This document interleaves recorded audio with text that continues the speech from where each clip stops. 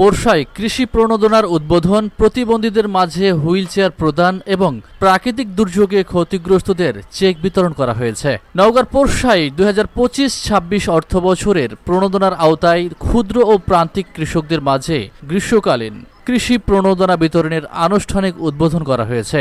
উপজেলা কৃষি অফিসের আয়োজনে বৃহস্পতিবার উপজেলা পরিষদ মিলনায়তনে প্রধান অতিথি হিসেবে উপস্থিত থেকে এর শুভ উদ্বোধন করেন নওগাঁ 46-1 আসনের সংসদ সদস্য জনাব মোস্তাফিজুর রহমান। উপজেলা নির্বাহী কর্মকর্তা রাকিবুল ইসলামের সভাপতিত্বে অনুষ্ঠানে স্বাগত বক্তব্য রাখেন উপজেলা কৃষি কর্মকর্তা মামুনুর রশিদ। উদ্বোধনী অনুষ্ঠান শেষে উপজেলার বিভিন্ন ইউনিয়নের 3496 জন কৃষকের মাঝে বিনামূল্যে গ্রীষ্মকালীন পেঁয়াজ, মরিচ বীজ, বৃক্ষরোপণ, লেবু চারা, খরিফ মৌসুমে বিভিন্ন জাতের শাকসবজির বীজ এবং রোপা আমন ধান ফসলের আবাদ বৃদ্ধির জন্য চারা, বীজ ও রাসায়নিক সার বিতরণ করা হয়। এছাড়াও কৃষকদের সুবিধার্থে এয়ারফ্লো মেশিন স্থাপন করা হয়। একই অনুষ্ঠানে প্রাকৃতিক দুর্যোগে ক্ষতিগ্রস্তদের মাঝে আর্থিক সহায়তার চেক বিতরণ এবং 2026-27 অর্থ বছরের বাজেট বিষয়ক এক মত বিনিময় সভা অনুষ্ঠিত হয়। এতে প্রধান অতিথির বক্তব্য রাখেন জনাব মোস্তাফিজুর রহমান এমপি। অনুষ্ঠানে অন্যান্যের মধ্যে উপস্থিত ছিলেন থানা officer in charge OC Ziaur Rahman, প্রকল্প বাস্তবায়ন কর্মকর্তা মাহমুদুল হাসান টিটু,